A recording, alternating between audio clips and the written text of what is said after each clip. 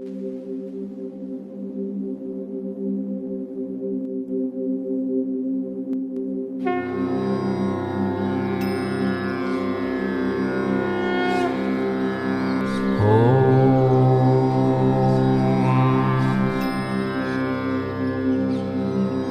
सा कर्म करने पर छछूंदर का मिलता है जन्म?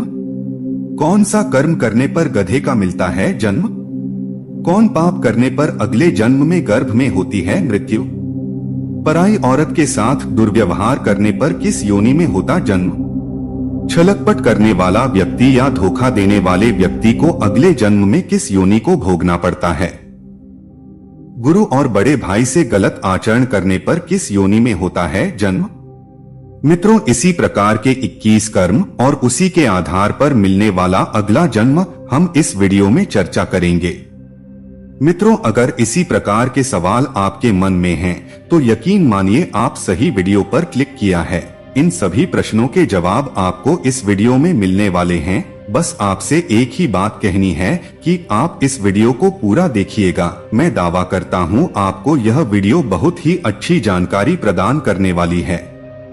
नमस्कार मित्रों, एक बार फिर स्वागत है आपका हमारे YouTube चैनल के एक और नए वीडियो में। दोस्तों, आप लोगों से एक रिक्वेस्ट है कि यदि आप अभी हमारे YouTube चैनल को सब्सक्राइब नहीं किया है तो चैनल को सब्सक्राइब करके घंटी बटन को प्रेस कर दे, ताकि हमारे चैनल के माध्यम से हर आने वाली वीडियो का नोटिफिकेशन सबसे पहले आप तक पहुंचे।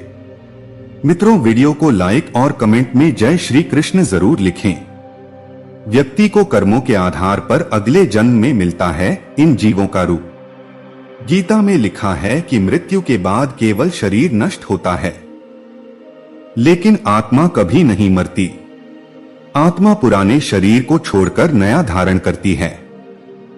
कुल 84 लाख योनियों के बारे में गरुड़ पुराण में बताया गया है। सबसे श्रेष्ठ योनि मनुष्य की होती है।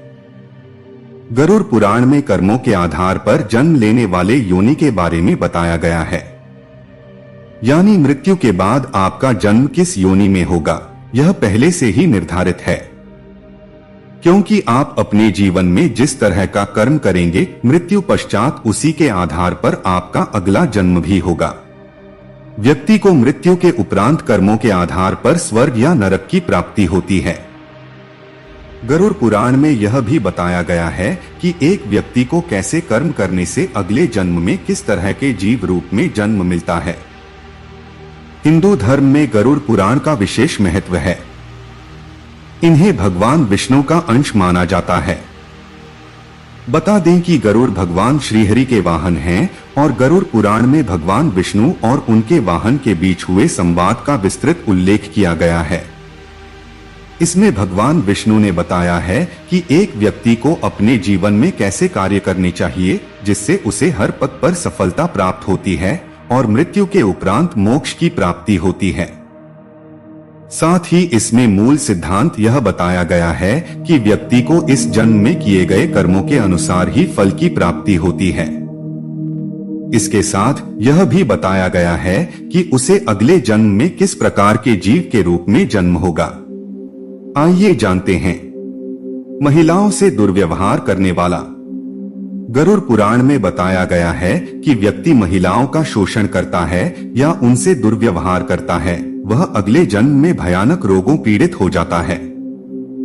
साथ ही जो गुरु की पत्नी से दुराचार करता है उसे कुष्ठ रोग का सामना करना पड़ता है। गरुड़ पुराण के अनुसार दूसरे की पत्नी से संबंध बनाने वाला व्यक्ति घोर नरक में जाता है।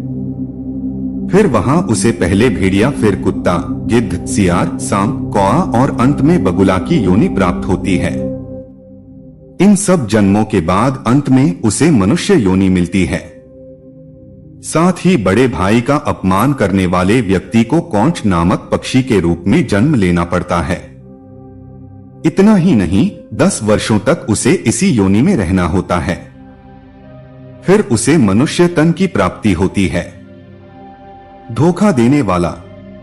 गरुड़ पुराण के अनुसार छलकपट करने वाला व्यक्ति या धोखा देने वाले व्यक्ति को अगले जन्म में उल्लू के रूप में जन्म मिलता है।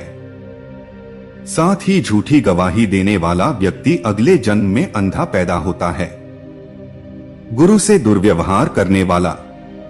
जो व्यक्ति गुरु से दुर्व्यवहार करता है या उनकी बातों की अवहेलना करता है, उसे भगवान के अपमान के समान पाप झेलना पड़ता है। साथ ही यह भी बताया गया है कि वह अगले जन्म में जल से रहित वन में ब्रह्म राक्षस के रूप में विचरण करता है। साथ ही बड़े भाई का अपमान करने वाले व्यक्ति को कौंच नामक पक्षी के रूप में जन्म लेना पड़ता है। इतना ही नहीं, 10 वर्षों तक उसे इसी योनि में रहना होता है। फिर उसे मनुष्य तन की प्राप्ति होती है। हर समय भगवान का नाम लेने वाला। जो व्यक्ति हर समय भगवान का नाम लेता है और उनकी उपासना करता है, उसे सभी चिंताओं से मुक्ति मिल जाती है। साथ ही जीवन के अंतिम क्षणों में भी जो राम का नाम जपता है, वह जन्म मृत्यु के चक्र से मुक्त होकर मोक्ष प्राप्त कर लेता है। माता पिता या किसी अपने का दिल दुखाने वाले, उन्हें प्रताड़ित करने वालों को अगला जन्म जरूर मिलता है, लेकिन पैदा होने से पहले ही गर्भ में उनकी मृत्यु हो जाती है। किसी जीव की हत्या करने वाला। गरुड़ पुराण में बताया गया है कि जो व्यक्ति किसी गाय की हत्या करने वाला व्यक्ति नरक की यातनाओं को भोगने के बाद अगले जन्म में मूर्ख और कुबड़ा जन्म लेता है। साथ ही जो शौक के लिए जानवरों का शिकार करता है, वह अगले जन्म में बकरे के रूप में पैदा होता है, जिसे किसी कसाई द्वारा बेरहमी से मार दिया जाएगा। पुराणों में बताया है कि धोखेबाज, कपटी और अपने हित के लिए छल करने वालों को अगला जन्म उल्लू का मिलता है। पशु पक्षियों को परेशान करने वाले व्यक्ति अगले जन्म में कसाई हत्थे चढ़ने वाला बकरा बनते हैं। गौ हत्या, भ्रूण हत्या, महिलाओं की हत्या करना महापाप माना गया है। ऐसा करने वालों को अगले जन्म में चांडाल योनि प्राप्त होती है। स्त्रियों का शोषण, उनके दुराचार करने वाले अगले जन्म में कुष्ठ रोगी बनते हैं। वहीं गुरु का निरादर करने वाला व्यक्ति अगले जन्म में नरभक्षी के रूप में पैदा होता है, जिसे जन्म से मृत्यु तक कई तरह के कष्ट झेलने पड़ते हैं। अन्न की चोरी करने वाला चूहा, जल की चोरी करने वाला चातक, शहद चुराने वाला मधुमक्खी बनता है। अगर कोई मृत्यु के समय भगवान का नाम लेता है तो वो मुक्ति के मार्ग पर अग्रसर हो जाता है। इसलिए शास्त्रों में कहा गया है कि मरते समय राम का नाम लेना चाहिए। इस कर्म से बनते हैं छछूंदर। वेदव्यास जी ने बताया कि चोरी करना हमेशा ही गलत है, फिर चाहे वह स्वर्ण हो या वस्त्र, इसके परिणाम भुगतने ही पड़ते हैं। उन्होंने बताया कि यदि कोई व्यक्ति वस्त्रों की चोरी करता है तो वह अगले जन्म में तोता बनता है। वहीं सुगंधित पदार्थों की चोरी करने वाले छछूंदर के रूप में जन्म लेता है। इसलिए कैसी भी परिस्थिति हो, लेकिन चोरी करने से सदैव ही बचना चाहिए। ऐसे कर्म करने वाले बनते हैं गधे। महर्षि ने बताया कि यदि कोई व्यक्ति किसी का कत्ल करता है तो यह जघन्य अपराध की श्रेणी में आता है। ऐसा कर्म करने वाला अगले जन्म में गधा बनता है।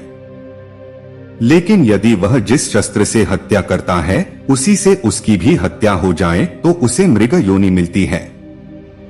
इसके बाद वह मछली, कुत्ता और बाघ बनता है। लेकिन इन योनियों में भ्रमण करने के बाद वह मनुष्य योनि में जन्म लेता है। ऐसे कर्म करने वाले बनते हैं मनुष्य। वेदव्यास जी ने बताया कि जो व्यक्ति सदैव दूसरों की मदद करता है, पशु पक्षी और अन्य जीवों पर दया करता है, जरूरतमंदों की मदद करता है और निस्वार्थ भावना से संचित धन का उपयोग धार्मिक कार्यों में करता है, तो ऐसे व्यक्ति अगले जन्म में मनुष्य योनि में ही जन्म लेते हैं। साथ ही समाज में अच्छे कार्य करके दूसरों को लाभान्वित करते हैं। लेकिन धन के प्रति आसक्त मनुष्य अगले जन्म में सांप योनि में जन्म लेते हैं।